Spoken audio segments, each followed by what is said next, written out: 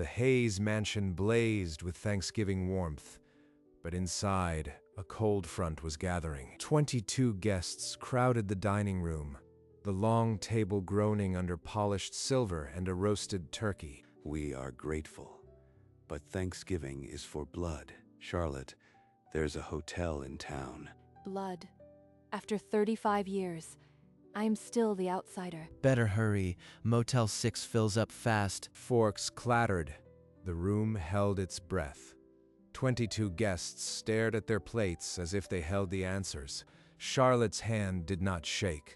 She folded her napkin and laid it beside the untouched roll. She pushed back from the table, the chair legs shrieking on the hardwood floor. Don't look so hurt.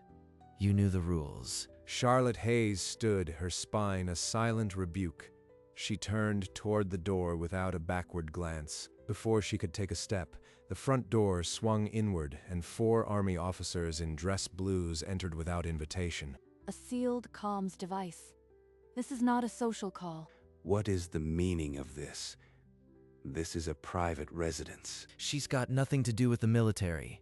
You have the wrong house. Madam Chairman, your confirmation has been moved up. The previous chairman suffered a stroke. The acting secretary needs you on a secure line in 3 minutes.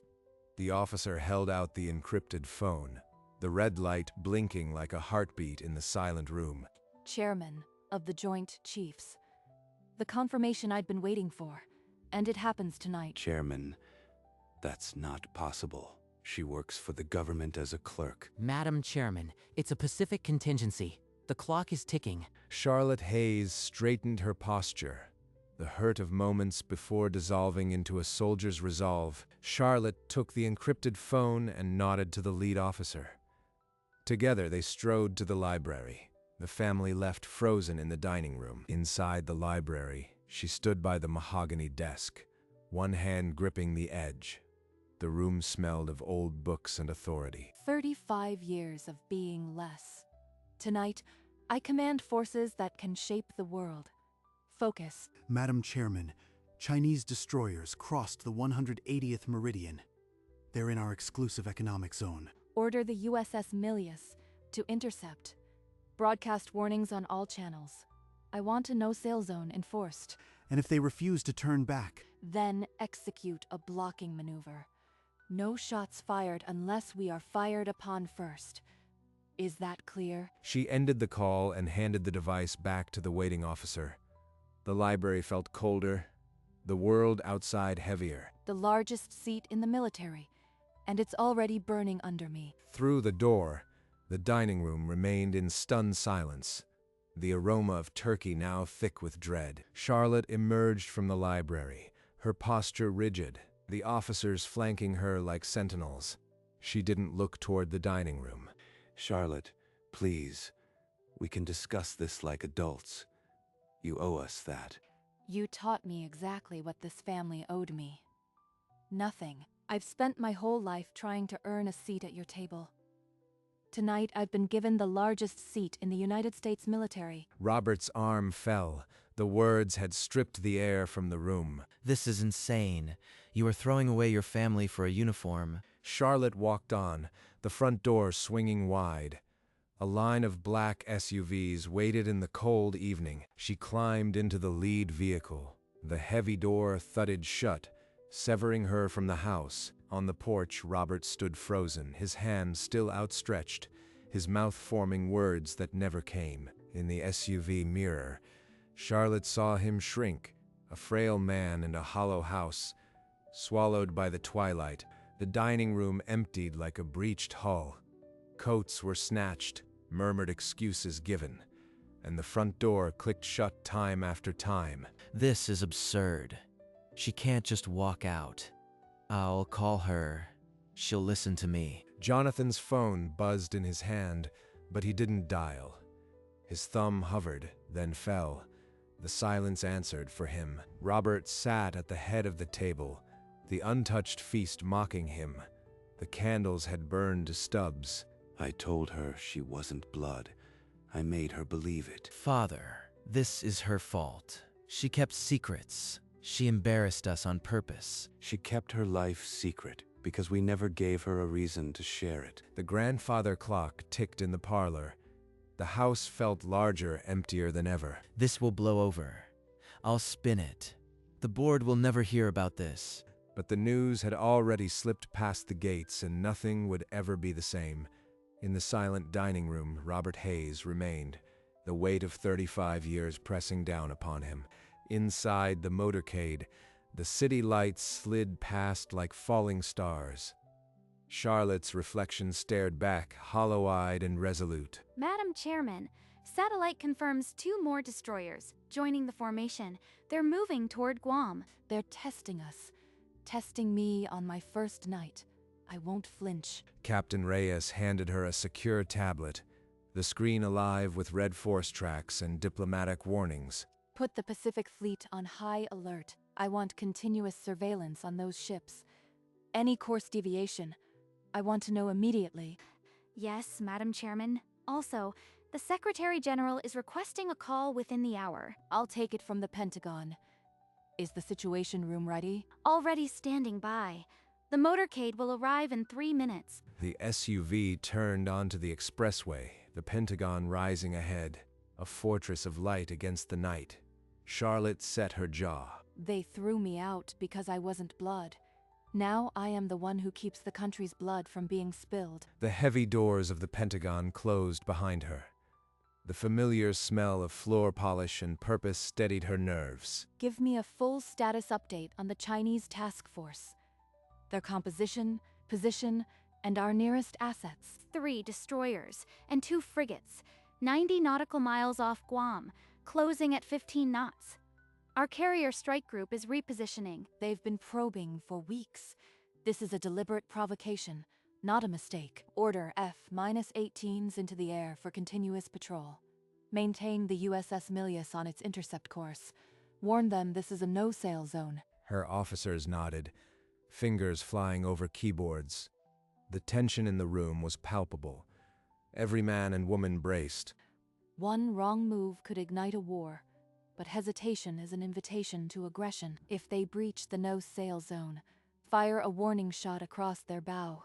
Nothing more. I want them to know we're serious, not reckless. The order hung in the air, a razor's edge between peace and conflict. The room waited, breaths held. I just drew the line. Now we wait. The next move is theirs. As the screens flickered with silent threat, Charlotte's mind slipped back to another meal. 3 decades passed. Jonathan won the science fair. First place. That's my boy, a future leader. I got an A in math. I solved problems the teacher said were beyond me, but no one asks. Charlotte, finish your peas. Some families struggle to put food on the table. You should be grateful. Maybe she can sew a ribbon for me. That's about all you are good for, isn't it? Someday, I'll be so far beyond you, you'll choke on your own words. I swear it. The memory dissolved. The Situation Room was still, the weight of 35 years in her voice. No response from the Chinese vessels. They're still closing. They still don't see me. But now the world has no choice. The warning shot was loaded. The Pacific held its breath, and Charlotte Hayes waited, unblinking, on the main screen. The red icons of the Chinese destroyers crept ever closer to the disputed line, ignoring all hails. They've crossed the no-sail zone. USS Milius reports they are taking no evasive action. Fire the warning shot. 2 rounds, starboard side. Make it visible but unmistakably a warning.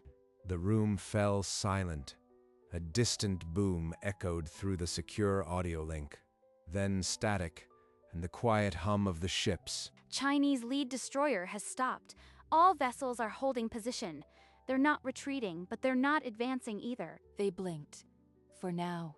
But this is far from over. Just then, a new alert flashed on the tactical console. An unidentified submarine contact, bearing 270, closing fast. Signature matches a nuclear attack boat, possibly Chinese.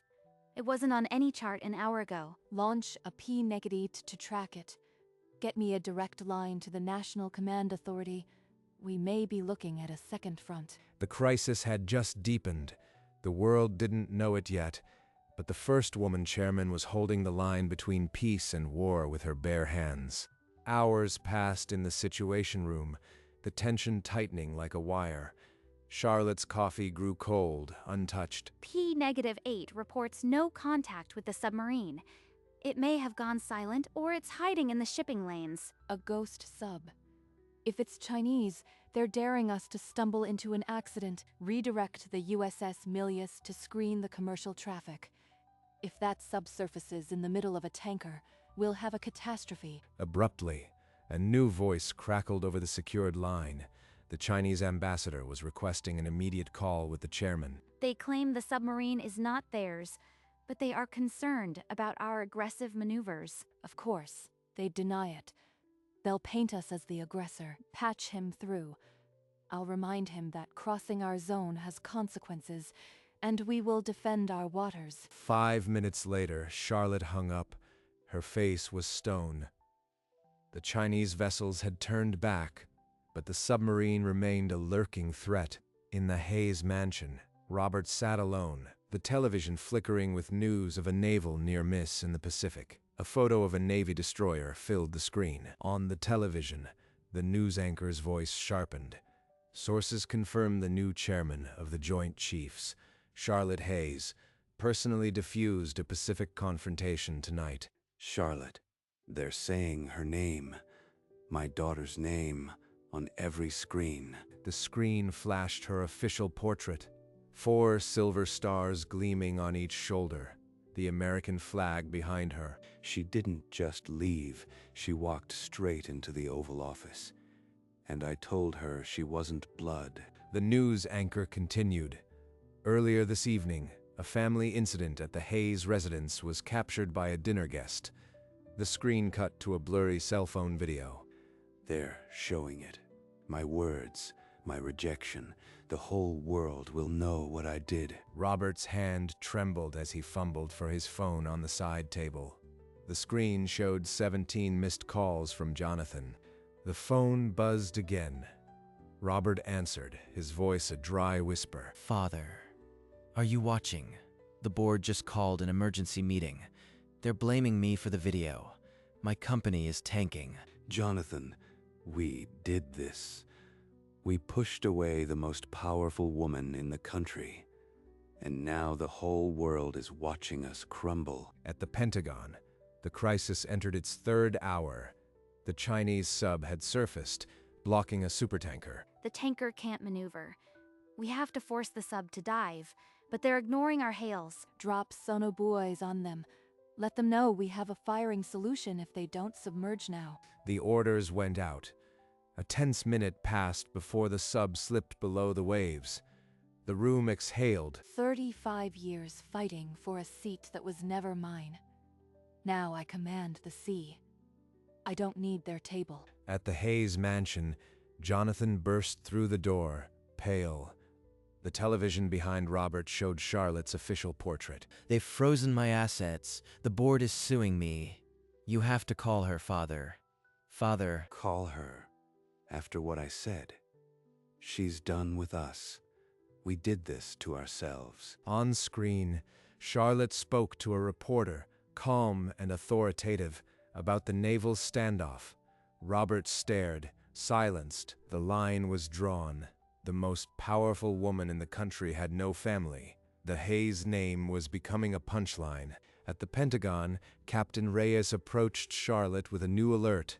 This one deeply personal, not military. Madam Chairman, your father has suffered a massive heart attack. He's being transported to Georgetown Hospital now. A heart attack. After all he did, a part of me wants to rush there. But that part is dead. The Situation Room fell silent. Every officer present understood the weight of the moment. Acknowledge the message. No further action at this time. We have a crisis to manage. Outside the Hayes mansion, paramedics loaded Robert onto a stretcher, the ambulance lights painting the old house in harsh red and blue. Tell her it's critical. If he dies, it's on her. She's killing him. The message was relayed to Charlotte. She listened without a flicker, then nodded once. After 35 years of enduring their scraps, They expect me to drop the safety of the nation for a bedside vigil. She turned back to the tactical screen, her voice steady as she issued orders for the Pacific Fleet. The past would have to wait. In the ICU, Robert Hayes lay attached to monitors, his face ashen, the beeping a fragile rhythm. Jonathan slouched in a plastic chair nearby, his tie undone, whispering to the unconscious man. She won't come, Father. She left you here to die, just like she left me to drown. At the Pentagon, Captain Reyes handed Charlotte a tablet. Your father is stable but critical. Your brother is speaking to the press. Of course he is. Still trying to spin, even at his father's deathbed. Issue a statement. I appreciate the concern, but my duty is to the nation. No further comment. The Chinese vessels withdrew fully. The crisis was diffused. Charlotte's face was on every screen, hailed as a hero. In the hospital, Robert's eyes fluttered open. He croaked one word. Charlotte. She's not coming, Father. She's too busy being a hero. We're nothing now. Charlotte watched the news report of her father's condition, then turned off the screen.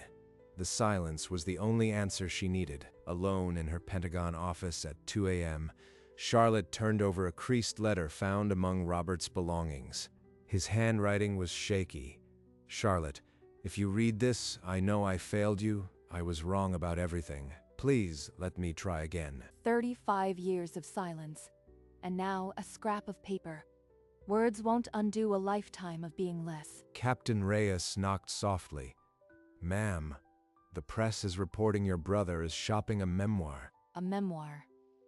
Of course he'd try to cash in. Let him. The public will see it for what it is. Effective immediately. All personal calls from the Hayes family are to be routed to your desk. I am not available.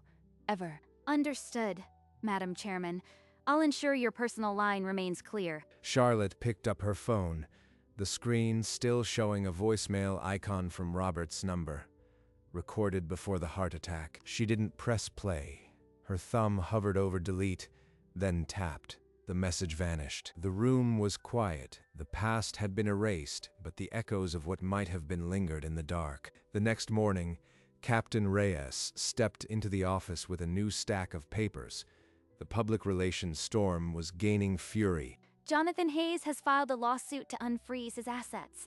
He's claiming emotional distress from your actions. I'll countersue for defamation. Prepare a statement. The Hayes family chose exclusion. I chose America.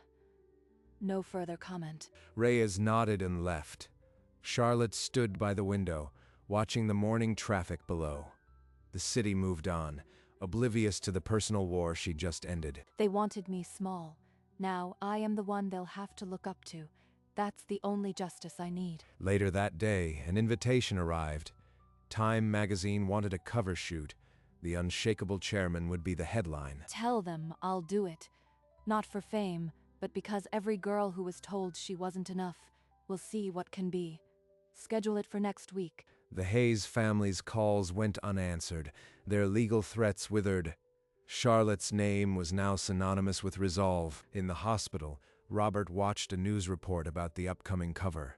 He reached for the remote to turn it off, but his hand fell limp. His daughter was becoming the face of American strength, and he wasn't even allowed to watch. That evening, Charlotte ordered her motorcade to detour to Arlington National Cemetery instead of heading to her quarters. She walked alone among the endless white markers, the silence a balm for a lifetime of noise. All these names are someone's blood.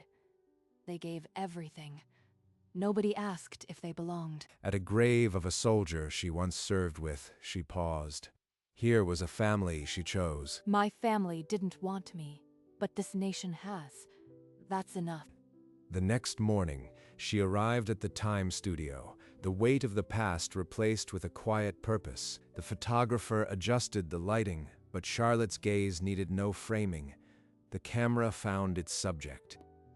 I want every girl who was told she wasn't enough to see this picture, and know she is enough. The shutter clicked. The image of her silver-streaked hair and 4 stars would be immortalized. At the hospital, Robert caught a glimpse of the upcoming cover on a news segment. His monitors blared as alarms shrieked. The week the Time cover hit newsstands, America woke to a new image of strength. On the cover, Charlotte Hayes stared out, 4 silver stars and a gaze that dared anyone to call her less. Robert, out of the hospital, saw the cover at a newsstand. His hand trembled as he touched the glossy image. I did this. I made her into a monument. If only I could take back one sentence. He dialed her office. Captain Reyes answered, her voice crisp and impersonal. Mr. Hayes, the chairman is unavailable. I will note your call.